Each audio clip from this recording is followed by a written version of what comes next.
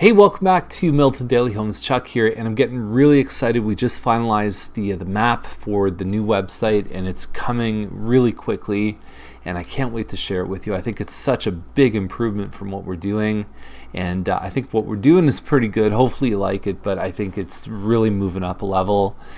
So basically, aside from it being freezing outside, it's warm in here with the listings. 8 on the Toronto system, 4 more on the Oakville. We start off on Crescent. I don't remember the model name for this one.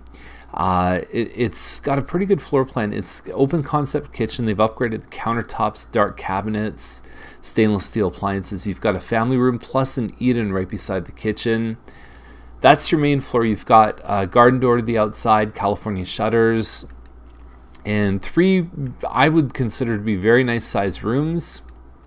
Plus you've got a soaker tub in the master.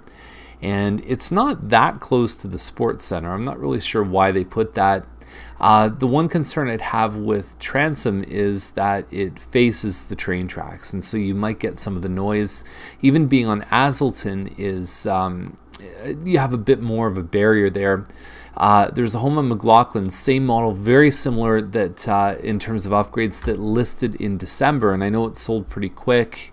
And so this one's priced at the same point that one was listed at. So I think they're in the same range, and I think they're going to do well. I think that one still has the juice at that price to make it happen. Woodward is $485, and I like a lot of stuff about this home. You've got 2 renovated bathrooms. You've got a new roof on it, crown moldings. The kitchen looks pretty good, and you can stain these cabinets too. If that's not your thing, you could certainly make them darker, and it's not that difficult or expensive. A lot of people think it is, but it's actually not. There's a renovated bath right there. A couple pot lights above the master, so it's nice for reading or just having something where you're not having a big overhead glaring light. And so it's a back split, so it's set up so your bedrooms are up here and at 4 levels, so there's lots of space. And the only thing I'm just not sure of is how somebody would respond to this area here, which maybe at some point could have been a garage. It could have been a carport that they enclosed. Is that extra living space? Is it a workshop? What's behind there? I'm not sure.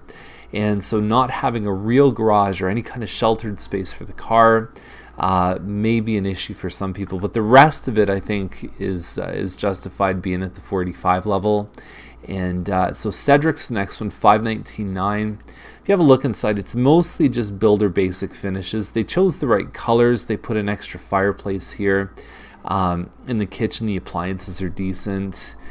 They made a good choice on the cabinets plus an extra backsplash, but mostly original. The lights, carpet, and so on are pretty much standard, not upgraded. So you're paying for a big box. It is almost 2,300 square feet, which at $519 we have certainly seen homes. So you're paying for a big box, and you have the opportunity to walk in and do a bit of work to it. You still start to hit those double car garages at a certain point. Bardo is $569, so it's a Windsong, and I believe the Windsong is about 2,000 square feet. There's a bit of a window above the stairs, so you get lots of natural light coming in. You've got lots of light along the back. You've got a dining room, plus you have an open family room with a kitchen, and I think they presented it well. I look at this shot here and I think, would it have made sense for them to extend even a cabinet up here, like do another cabinet this size over here? If they wanted this open, that's fine, but it's sort of like empty space. It just seems like there's room to put more cabinets, which I think would be helpful, or just to do a straight floor-to-ceiling pantry. California shutters, breakfast bar. I actually really like the layout of this home. It's 3 bedrooms, and they're all pretty good size upstairs too. I don't know why they didn't do the real shot here, but it's just the builder floor, or the from the builder pamphlet. $569. I look at something like the one on McDougall right now. It's a touch smaller, different layout, but I think the same rooms basically. And that one has a finished basement, and it's at $546, and this one's at $569. So it seems like it's a little bit on the high side, but there's not a whole lot in that price range right now. Wet Law for here, I think, is around the 2,200 square foot mark. Nice finishes inside, open concept floor plan. You have what I like about this one is that the entrance is nice and open. It doesn't feel like you're walking right into your family room, but that obviously means you lose a bit of space. You've got a second floor fireplace and a bit of a family room. So that's a good spot for the kids to muck around. And if you have guests, you don't need to worry about cleaning it up. It can be a mess that the kids, they make a mess upstairs. You're not bringing your guests up there. So it can be good. It's a nice space. It's a flexible space. If you have teenagers, good place for them to go and play video games. And that's your master ensuite as well. You'd have to put a fence in. Typically, we're looking at, for a fence on this size of property, you're probably somewhere in the $1,000 to $2,000 range, and the rest of it looks pretty good. $600,000. You can buy a 4-bedroom and possibly even a little bit bigger for around that price, but it is nice inside. Monahan is 609, 2540 square feet. It's a Plan 12. The only issue with these ones, if you have a sidewalk in front of you, which I believe they do, you can kind of see it here, then you only have one driveway space, and then if you fit a motorcycle or something here, so you lose a driveway space. But when the garage comes forward, what happens is the floor plan opens up. So that garage would actually be back here if they didn't do that. So that changes the way the layout is. It allows the stairs to come out into the hallway, to have a more defined entrance, to have a dining room plus a living room right across the way. This is the living room. And then you've got a kitchen plus a family. So living, dining, kitchen, family is how this one's set up. And it looks like they've done some pretty good finishes. I think this is the right price given what else is sold. We saw a couple last year, very similar to a wood lily. There was one on Yates that I think sold for $618. It backed right onto a school, and I actually like the finishes in this one a bit better. So $609 I think is almost the sort of winter rebate price, and it looks good to me. So Cunningham, $997. We've got 3230 square foot home, plus it says 2,500 square feet of partly finished space in the basement. The partly is going to have a huge difference on the value of this home, because obviously even just to finish 2,500 square feet, if you use a rough estimate of about $20 or $25 a square foot to finish a basement, that's $50,000, $60,000. So it's pretty substantial. Love the windows here. And it's a little off the beaten path. I mean, if you look at where this one is, it's up there for sure. It's west of Guelph Line. Ceiling effects look good, and you've got your finished basement. So it's a nice country home. It's on 2 acres. Being under the $1 million mark changes the way people can get financing. You can put 5% down on $997. You go to purchase for $1,050,000, and now you got to put 20% down. So I like where they position themselves. I think there's a big divide between under $1 million and over $1 million from a financing standpoint. You really have far more people who can afford something like this at $997. I might even say 3 to 4 times as many people want to be under $1 million as over $1 million. So I think they made a wise move pricing it in that direction. I think it looks like a pretty good deal. This one here on Steels, what you're paying for here, the difference in a couple $100,000, you're getting a slightly larger home, a little bit older, and you're now moving a lot closer to town. So your Appleby and Steels, you're getting things like a tennis court and a pool, which you don't always get dollar for dollar for what you spend, but it still has value. Looks like a nice home. Very, very nice. Here you've got the invisible stairs coming down to the basement, and like I said, the pool, the interlock, the landscape, and so on. I think it looks nice from the outside. And again, it's really a question of proximity. Even with a lot of the country homes, it's not unusual to see a $50,000 price drop. So when you say something is priced well, there tends to be a bit more of a buffer of negotiating, whereas a townhouse in Milton, you're lucky if you shave $5,000 off the price. It's not unusual in the country to see a lot more bargaining, and some of that is because the homes are so specific. So we'll see a bit more of that as we get into a couple of the ones from the Oakville list. So Beaver Court, $399. Now this is actually, it kind of looks you're not sure what it looks like. I don't know if it's the prettiest looking home, but it is a bungalow. And so bungalows are pretty rare. There's not many in this area here.